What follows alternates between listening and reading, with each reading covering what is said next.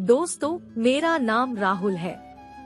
मेरी उम्र 25 साल है और मैं महाराष्ट्र के अमरावती जिले से हूँ। मैं बहुत दिनों से कहानी वाली साइट पर कहानियाँ पढ़ रहा था। मेरी इस कहानी में पहचान गुप्त रखने के लिए नाम बदले हुए हैं। ये कहानी मेरी असल जिंदगी पर आधारित है। मेरी और मेरी जिंदगी निशा की ये कहानी थोड़ी लंबी है।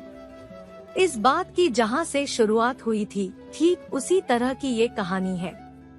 ये कहानी मैं निशा के सहमति से लिख रहा हूँ। पहले मैं अपने बारे में बता दूं। मेरा नाम तो आपको पता ही है, मैं कहाँ से हूँ ये भी आपने जान लिया है। मेरे घर में हम 4 लोग हैं। मॉम, डैड, एक छोटा भाई और मैं। छोटा भाई औरंगाबाद में पढ़ाई कर रहा है। डैड का 4 व्हीलर का शोरूम है और मॉम हाउसवाइफ है। मेरा पढ़ाई में ज्यादा कोई इंटरेस्ट नहीं था, फिर भी डैड के डर से मुझे ग्रेजुएशन पूरा करना पड़ा। अब मैं डैड के साथ शोरूम संभालता हूँ। ये कहानी 3 साल पहले की है, जब मैं बीएससी सेकंड ईयर में था। मेरे एग्जाम चल रहे थे। गर्मी का मौसम था, बहुत तेज धूप पड़ रही थी। उस दिन मुझे एग्जाम देने जाने के लिए देर हो रही थी। मैं कॉलेज के लिए घर से निकला तो देखा कि मेरी बाइक ही पंचर पड़ी थी। डैड की बाइक बाजू में ही खड़ी थी। मैंने सोचा कि इसे ही लेकर कॉलेज चला जाऊं, लेकिन किस्मत खराब निकली। बाइक की चाबी डैड के साथ शोरूम घूमने चली गई थी। फिर मैंने 11 नंबर की बस पकड़ी, यानी पैदल चलते हुए ही कॉलेज के लिए निकल गया। कॉलेज पास में ही था।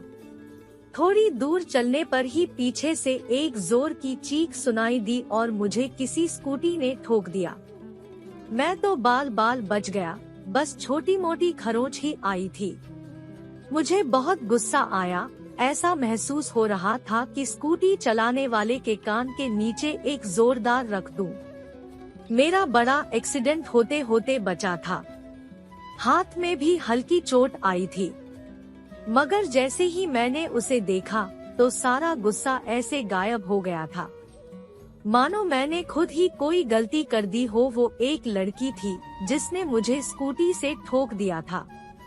रेड कलर की स्कूटी नीचे गिरी हुई थी। लड़की उठकर बाजू में खड़ी भी हो गई थी। उसे कुछ लगी नहीं थी। जब मैंने उस लड़की को देखा तो बस देखता ही रह गया। ब्लू कलर की जीन्स, हल्के पिंक कलर का टॉप, जो उस पर बहुत अच्छा दिख रहा था। रेड स्कार्फ से मुंह ढका हुआ था। उसकी आंखें ही दिख रही थी। आंखों में काजल लगा हुआ था। क्या खूबसूरती थी। मैं तो बस खड़ा का खड़ा ही रह गया। उसकी मीठी आवाज निकली, आपको बहुत चोट लग गई। मुझे माफ कर दीजिए। मुझे एग्जाम के लिए देर हो रही थी, इसलिए ऐसा हो गया। प्लीज मुझे माफ कर दीजिए। इतनी मीठी आवाज। मैं बस उसे ही देख रहा था। वो बिना रुके बार बार माफ कर दीजिए बोले जा रही थी। मैंने अपना होश संभालते हुए अपने बाएं पैर को पकड़ते हुए उससे कहा, मुझे बहुत जोर से लग गई है, मैं चल भी नहीं पा रहा हूँ। उसने अपने चेहरे पर से स्कार्फ हटाया और फिर से मुझे माफी मांगने लगी। मैं उसका हसीन चेहरा देखे जा रहा था। उसका चेहरा गुलाबी गुलाबी लग रहा था। नाक बहुत प्यारी थी, एक तो दूध जैसी सफेद और आंखों में काजल। मुझे तो उसे देखते से ही प्यार हो गया था। मैंने मन में बुदबुदाते हुए कहा, मुझे कॉलेज भी जाना है, एग्जाम के लिए पहले ही देरी हो गई है। मैंने जो पैर में चोट लगने का नाटक किया था तो उसने मुझसे कहा, चलो मैं तुम्हें छोड़ देती हूँ, जहाँ जाना है वहाँ ले चलती हूँ। उसने मुझसे ये तक नहीं कहा कि चलो हॉस्पिटल चलते हैं। मैंने उससे कहा, थोड़ा देख कर चला लेती तो मेरे पैर में फ्रैक्चर नहीं होता, बहुत दर्द हो रहा है मुझे। मैं वहीं रोड के किनारे बैठ गया। वो ये सुनकर रोने लगी। वो शायद बहुत डर गई थी। उसकी आंखों में आंसू देखकर मैं खड़ा हो गया और मैंने उसे बताया कि मामूली खरोंच है। तब जाकर उसका रोना बंद हुआ। वो कहाँ जा रहे हो, मैं तुमको उधर तक छोड़ देती हूँ। मुझे भी कॉलेज तक तो जाना ही था, तो मैंने उसे बताया कि मैं भी एग्जाम देने के लिए कॉलेज जा रहा हूँ, तुम मुझे कॉलेज तक लिफ्ट दे दो। वो बोली कौन से कॉलेज? मैं बोला PR पाटिल एग्जाम सेंटर है मेरा। वो बोली अरे, मैं भी वही एग्जाम के लिए जा रही हूँ। फिर मैंने उसे स्कूटी उठाने में मदद की और उसके पीछे कॉलेज जाने के लिए बैठ गया। अब मैं उसके इतने करीब था, मानो मैं हवा में उड़ रहा था। उसके कपड़ों से परफ्यूम की महक मुझे मदहोश कर रही थी। ऐसा लग रहा था कि बस उसकी कमर से होते हुए उसके पेट को कसके पकड़ लूं। उससे स्कूटी पर ज्यादा बातचीत तो न हो सकी। इसी बीच कॉलेज आ गया। वो बोली आपको ज्यादा लगी तो नहीं ना? लिखने में कोई तकलीफ तो नहीं होगी? मेरी वजह से आपको प्रॉब्लम हो गई, मुझे माफ कर देना। मैं बोला हाँ तकलीफ तो हो रही है, लेकिन ये कम हो सकती है। वो बोली हाँ बोलिए न, कैसे? मैं बोला एक कप कॉफी मेरे साथ। वो कुछ सोचते हुए बोली अच्छा ठीक है, पेपर होने के बाद। मैं बोला वैसे आपने अपना नाम बताया ही नहीं। वो मुस्कुराते हुए बोली आपने पूछा ही नहीं। मैं बोला आपकी स्माइल बहुत ही प्यारी है। वो बोली वो तो है। फिर जाते हुए उसने कहा मेरा नाम निशा है, आपके साथ कॉफी के लिए इंतजार रहेगा, बेस्ट ऑफ लक। मैं बोला सेम टू यू, बाय। मैंने अब तक ऐसे किसी लड़की के बारे में सोचा भी नहीं था। मुझे निशा को देखते से ही उससे प्यार हो गया था। मैं जल्द से जल्द निशा को अपना बनाना चाहता था। जैसे तैसे जल्दी जल्दी मैंने पेपर लिखा और बाहर आकर निशा का इंतजार करने लगा।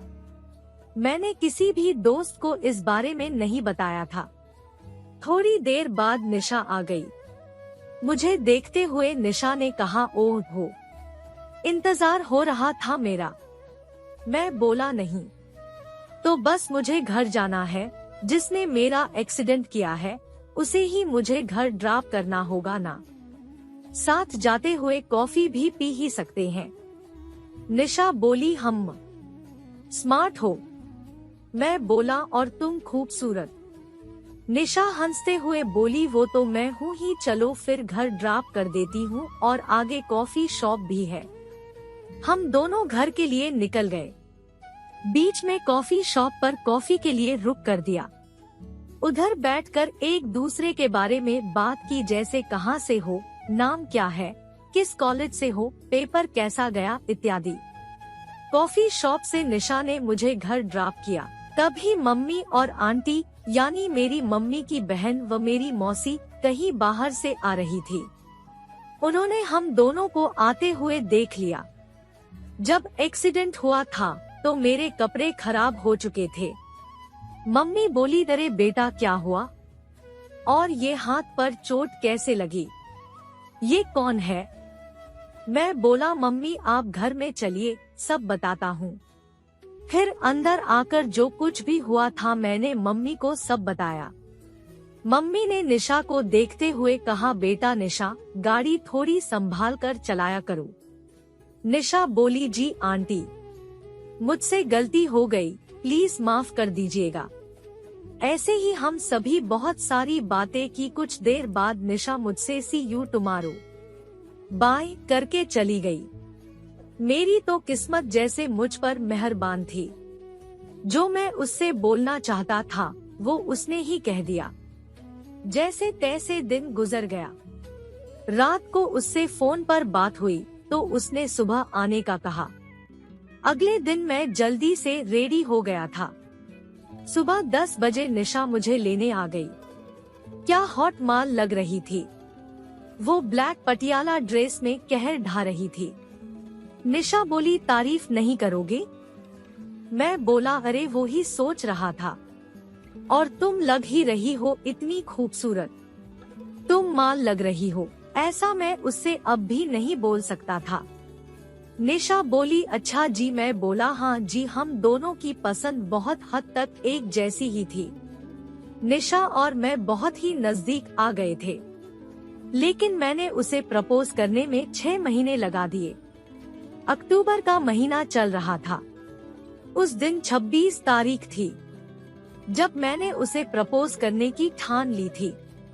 मैंने उसे कॉल किया और कहा, आज कुछ खास है, मुझे मिलना है तुमसे। तो उसने भी हाँ में जवाब देते हुए कहा, कब मिलना है और कितने बजे? तो मैंने उसे अपने घर पर ही मिलने के लिए कहा और 4 बजे का टाइम बता दिया। मेरे मॉम डैड मेरे भाई से मिलने औरंगाबाद गए थे, तो निशा को प्रपोज करने का आज अच्छा मौका था। मैं तैयारी करने में लग गया। अपने रूम में मैंने गुलाब की पंखुड़ियों से फर्श पर आई लव यू निशा लिख दिया। पूरे रूम में रोमांटिक माहौल बनाने में कोई कसर नहीं छोड़ी थी। मोमबत्तियों से रूम को रोशन कर दिया। मुझे भी तैयार होना था, सो मैं नहाने के लिए जल्दी से बाथरूम में घुस गया और बॉडी के हेयर रिमूव कर दिए। मैं जिम जाता हूँ ना, तो मुझे बॉडी पर बाल अच्छे नहीं लगते। मैं अपनी पूरी बॉडी एकदम क्लीन रखता हूँ। आज निशा के बारे में सोचकर नहाते नहाते मैंने अच्छे से गुलाटी मारी। अब 4 बजने वाले थे। मेरा नहाना भी हो गया था। निशा आने वाली थी। मैंने कपड़े पहने और अच्छे से तैयार हो गया। तभी डोरबेल बज गई। मैं दौड़ते हुए गया और दरवाजा खोला। मेरे सामने निशा खड़ी हुई थी। मैं उसे देखता ही रह गया। वो रेड कलर की ड्रेस में थी जो उसके घुटनों तक आ रही थी। वो बहुत ही खूबसूरत लग रही थी। मुझे लगा कि जैसे उसे पता हो चल गया था कि मैं उसे प्रपोज करने वाला हूँ। निशा ने आंख दबाई, यहीं घूरोगे या घर में अंदर भी आने दोगे? मैं बोला, आपका ही तो इंतजार था मैडम। निशा बोली, अरे वाह मैडम, ऐसी क्या खास बात है जो इतनी बेसब्री से इंतजार कर रहे थे? मैं उसे पट्टी देते हुए बोला, इसे आंखों पर बांध लो, सरप्राइज है। निशा ने खुश होते हुए पूछा, क्या सरप्राइज है?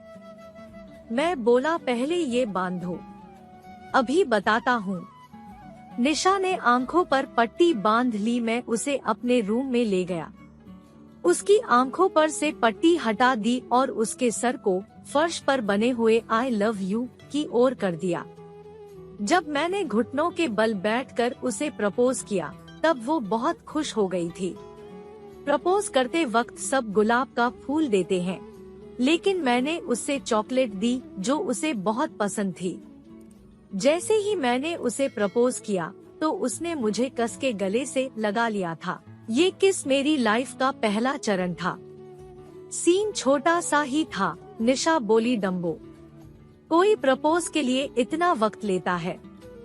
मुझे तो लगा था जब लास्ट एग्जाम हुए थे तभी तुम प्रपोज कर दोगे। मैं बोला, निशु, मैं तुम्हें बहुत प्यार करता हूँ, तुम्हें कभी खोना नहीं चाहता।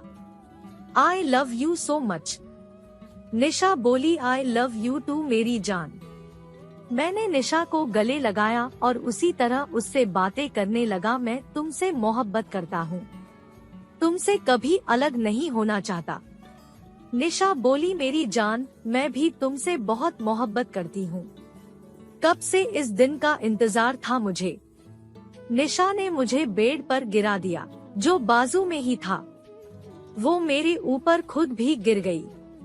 अपना सर मेरे सीने पर रखकर मुझे बातें करने लगी। निशा बोली, इतना कोई लेट करता है क्या? कितनी बार मैंने तुमसे बातों बातों में कहा भी कि मैं तुम्हें पसंद करती हूँ, लेकिन तुम डम्बो समझे ही नहीं। पहले दिन ही जब तुम्हें देखा था तभी मुझे पसंद आ गए थे तुम। ये सुनकर मैंने उसे ऊपर की ओर खींच लिया और वो भी बिना किसी विरोध के मेरा साथ देने लगी। मैं बोला, निशु, मुझे भी इस वक्त का इंतजार था कि कब तुम मेरी बाहों में होगी। तुम्हारे सपने मैं कब से देख रहा था। निशा ने आंख दबाते हुए चुटकी ली। सपने में सिर्फ देख रहे थे या कुछ कर भी रहे थे? मैं बोला, अच्छा बच्चू। निशा सिर्फ वन पीस ड्रेस में थी जो उसके घुटनों तक था। उसका ये ड्रेस निकालने में मुझे ज्यादा देर नहीं लगी। मैंने उसके ड्रेस के पीछे चैन खोल दी और उसका ड्रेस अलग कर दिया। मैं उसे देखने लगा। मेरी जान कयामत लग रही थी। एकदम मुलायम कमर, हल्का गुलाबी था। इतनी खूबसूरत था कि सोचकर मैं मन ही मन खुश हो रहा था। उसने अपना चेहरा शर्म के मारे हाथों से ढक लिया था। आगे की कहानी अगले भाग में। थोड़ा इंतजार तो आप कर ही सकते हो दोस्तों। तो दोस्तों, ये थी हमारी आज की कहानी। उम्मीद करते हैं कि आपको पसंद आई होगी। वीडियो को लाइक कर दीजिए और चैनल को सब्सक्राइब कर लीजिएगा। और हाँ, कमेंट बॉक्स में अपनी कीमती राय जरूर दीजिएगा। मिलते हैं आपसे अगली वीडियो में, तब तक के लिए धन्यवाद।